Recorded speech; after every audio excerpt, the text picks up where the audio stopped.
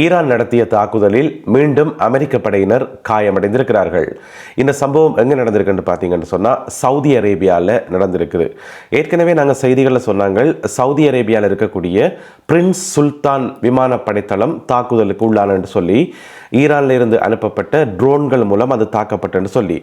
அந்த பிரின்ஸ் சுல்தான் விமானப்படை தளம் சவுதி அரேபியாவுக்கு சொந்தமானது. இப்போ தகவல் வந்திருக்கு என்னென்னு சொன்னால், அதுக்கு பக்கத்திலே பார்த்தீங்கன்னு சொன்னால் ஒரு அமெரிக்காவினுடைய விமானப்படை தளமும் இருந்திருக்குது. அதனுடைய பேர் என்னென்னு சொன்னால் அல்ஹாஜ் ஏர் பேஸ் என்று சொல்லி அது அமெரிக்க விமானப்படைக்கு சொந்தமானது. அங்கே இருந்த சில விமானப்படை வீரர்கள் காயமடைந்திருப்பதாக சொல்லப்படுது. எனவே காயமடைந்தவர்கள் சம்பந்தமாக மேலதிக விவரங்கள் வெளியாகல. உங்கள் எல்லாருக்குமே ஞாபகம் இருக்கும் நினைக்கிறேன், போன ஞாயிற்றுக்கிழமை குவைத்திலையும் இதே மாதிரி ஒரு ட்ரோன் தாக்குதல் நடத்தப்பட்டு அதிலே 6 அமெரிக்க வீரர்கள் கொல்லப்பட்டிருந்தார்கள், இன்னும் பலர் காயமடைந்திருந்தார்கள். அது கூட ஒரு எதிர்பாராத தாக்குதல் என்று சொல்லப்பட்டது. ஏனென்று சொன்னால், ஒரு மறைவான இடத்துல அமெரிக்க வீரர்கள் இருக்கேக்குள்ள அந்த இடம் எப்படி ஈரானுக்கு தெரிய வேண்டி வந்தது என்றது இன்னுமே ஒரு கேள்வியாக இருக்கிறது. எனவே அது சம்பந்தப்பட்ட விசாரணைகள் ஒரு பக்கம் போய்கொண்டிருக்குது. இதுக்கிடையில் ஈரான்லேருந்து ஏவப்படுற மிசைல்ஸை கூட ஓரளவு சமாளிச்சிடலாம். ஆனால் இந்த ட்ரோன்களை சமாளிக்கிறது தான் பெரிய பாடாக இருக்கின்றது பொதுவாக சொல்லப்படுது. இது அமெரிக்காவுக்கும் பொருந்தும், மத்திய கிழக்கில் இருக்கக்கூடிய ஏனைய நாடுகளுக்கும் பொருந்தும். ஏனென்று சொன்னால், ட்ரோன்கள் ஒரு நாளைக்கு 200-300 ட்ரோன்கள் என்று சொல்லி அடுத்தடுத்து வந்துருக்கிறதால சுட்டு வீழ்த்துறதே கஷ்டமாக இருக்கின்றது முதலாவது. ரெண்டாவது ஈரானிலிருந்து ஏவப்படுற ட்ரோன்கள் மிகவும் பெறுமதி குறைந்தவை. கொஞ்சம் செலவில் ட்ரோன்களை உற்பத்தி செய்து ஏனைய நாடுகள் நோக்கி ஈரான் அனுப்புது. அதை சுட்டு வீழ்த்துறதுக்கு இன்டர்செப்டர்ஸ் என்று சொல்லுவோம் தானே, அதை சுட்டு வீழ்த்துறதுக்கு பயன்படுத்தப்படுற அந்த குண்டுகள் மிகவும் எக்ஸ்பென்சிவானவை. அதாவது சுருக்கமாக சொல்ல போனால், ஒரு 10 ரூபா பொருளை இல்லாமல் செய்யறதுக்காக 100 ரூபா செலவழிக்கிற மாதிரி என்று வைங்கவன். அந்த மாதிரி எல்லா நாடுகளும் பயன்படுத்துகிற அந்த இன்டர்செப்டர்ஸ் மிகவும் விலை கூடினவை என்று சொல்லப்படுகிறது. ஆனால் ஈரான் குறைந்த விலைகளில் ட்ரோன்களை உற்பத்தி செய்து தொடர்ச்சியாக ஏவிக்கொண்டிருப்பதாக சொல்லப்படுகிறது. ஈரான் மீது நேற்று வெள்ளிக்கிழமை இரவு அடுத்த கட்ட தாக்குதலை தாங்கள் ஆரம்பித்திருப்பதாக இஸ்ரேலிய படையினர் கூறுகின்றார்கள். மிக பரந்தளவிலான கடும் தாக்குதல்களை தாங்கள் ஆரம்பித்திருப்பதாக, குறிப்பாக தலைநகர் தெஹ்ரானுடைய மேற்கு பகுதிகளை இலக்கு வைத்து இந்த தாக்குதல்கள் இடம்பெற்றதாக இஸ்ரேலிய படையினர் வெளியிட்டுள்ள செய்தி குறிப்பில் சொல்லப்பட்டுள்ளது. பல இலக்குகளை தாங்கள் தாக்கியிருப்பதாக அவர்கள் குறிப்பிட்டுள்ளார்கள். மத்திய கிழக்கை நோக்கி வருகிறதா அமெரிக்காவினுடைய சிறப்பு படையணி? இப்படி ஒரு கேள்வி ஒன்று ஊடகங்கள் மத்தியில் எழுப்பப்பட்டிருக்கிறது. ஏனென்று சொன்னால், அமெரிக்காவில் பயிற்சி பெற்றுக் கொண்டிருந்த ஒரு சிறப்பு படையணி ஒன்று திடீரென்று தங்களுடைய பயிற்சிகளை நிறுத்தி இருக்கிறார்களாம். நிறுத்தி போட்டு அவர்கள் எங்கேயோ போறதுக்கு ரெடியாகி கொண்டிருக்கிறார்கள். அந்த எங்கேயோன்றது மத்திய கிழக்கா என்று சொல்லி இப்போ ஊடகங்களில் கேள்விகள் கேட்கப்படுது. யார் அந்த அணி என்று சொன்னால், இது ஒரு பிரிகேட். ஒரு பிரிகேட் என்று சொன்னால் கிட்டத்தட்ட 4000 தொடக்கம் 5000 வரையான சிறப்பு பயிற்சி பெற்ற வீரர்களாம். அவர்களுடைய பேர் என்று சொன்னால் 82வது ஏர்போர்ன் டிவிஷன் என்று சொல்லி 82வது ஏர்போர்ன் டிவிஷன் என்று சொல்லி இவர்களுடைய வேலை என்று சொன்னால், வானத்திலிருந்து பரசூட் மூலம் குதித்து நிலத்தில் தாக்குதல்களில் ஈடுபடுறது, திடீரென்று ஒரு இடங்களை கைப்பற்றுறது. இதில் சிறப்பு பயிற்சி பெற்ற இந்த ஒரு பிரிகேட் கிட்டத்தட்ட 4000 தொடக்கம் 5000 வீரர்களை கொண்ட இந்த அணி அமெரிக்காவில் பயிற்சியில் ஈடுபட்டிருந்ததாம். இப்போ பார்த்தீங்கன்னு சொன்னால் திடீரென்று பயிற்சியை நிப்பாட்டி இருக்கிறார்கள்.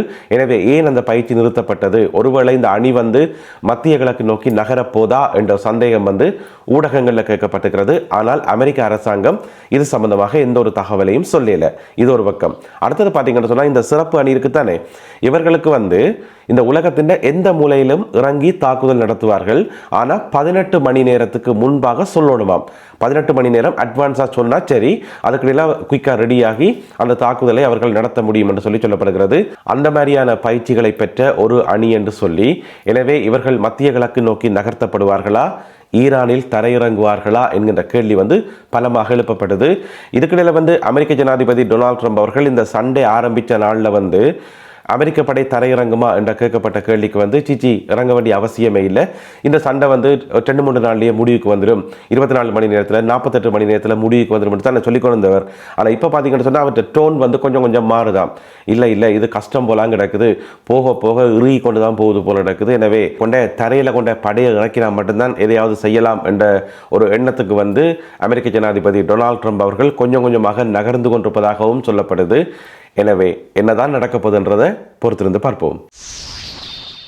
இதுவரை உலகம் பார்த்திராத ஆயுதங்களை பயன்படுத்துகின்ற நேரம் வந்து கொண்டே இருக்கிறது என்று சொல்லி எச்சரிக்கை விடுத்திருக்கின்றார் ஈரானிய இஸ்லாமிய புரட்சிகர காவல் படையினுடைய ஒரு இராணுவ ஜெனரல் ஒரு ஆள். அவர் ஒரு இராணுவ பேச்சாளர். அவருடைய பேர் பிரிகேடியர் ஜெனரல் அப்துல் ஃபசால் ஷெகார்சி. இப்போ நீங்கள் படத்தில் பார்க்குற இவர்தான் இந்த எச்சரிக்கையை விடுத்திருக்கிறார். ஈரானிடம் இதுவரை நீங்கள் பார்க்காத ஆயுதங்கள் நிறையவே இருக்குது, அதை பயன்படுத்துகின்ற நேரம் நெருங்கி வருகிறது என்று சொல்லி. எனவே என்ன விதமான ஆயுதங்களை எதிர்காலத்தில் ஈரான் பயன்படுத்தும் என்றது இங்கே இருக்கக்கூடிய முக்கியமான கேள்வி.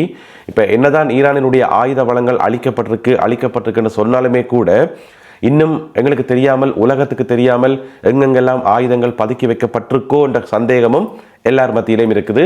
அது அமெரிக்காட்டையும் இருக்குது, இஸ்ரேல்டையும் இருக்குது, எல்லார்ட்டையும் இருக்குது.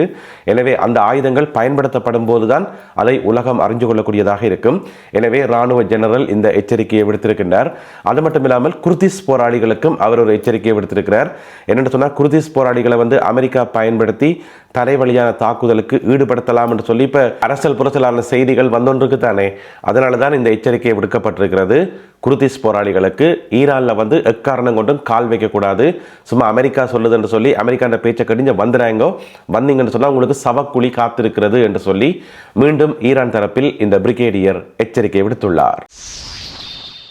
ரஷ்ய எரிபொருள் மீது அமெரிக்கா விதித்திருந்த கட்டுப்பாடுகள் மேலும் தளர்த்தப்பட இருப்பதாக தகவல்கள் வெளியாகி இருக்கின்றன. ஏற்கனவே பார்த்தீங்கன்னு சொன்னால் அமெரிக்கா சொன்னது உலக நாடுகள் எல்லாத்துக்கும் யாருமே ரஷ்யாட்ட இருந்து ஓயில் வாங்கக்கூடாது, ஓயில் வாங்கினால் நீங்கள் தண்டிக்கப்படுவீர்கள், உங்களுக்கு வரி விதிக்கப்படும் என்று சொல்லி டொனால்ட் ட்ரம்ப் அவர்கள் மிக முக்கியமாக விரட்டினதை இந்தியாட்ட தான் சொன்னவர்.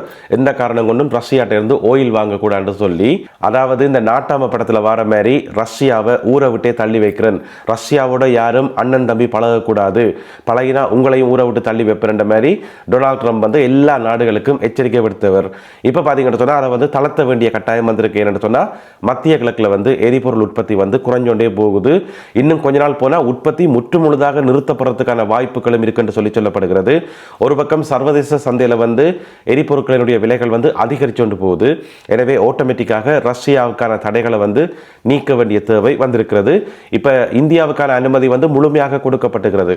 நீங்கள் 100% தாராளமாக அங்கே ஓயில் வாங்கலாம் என்று சொல்லி இன்னும் சில நாடுகளுக்கு இந்த அனுமதியை அமெரிக்கா வழங்கும் என்று சொல்லி எதிர்பார்க்கப்படுகிறது.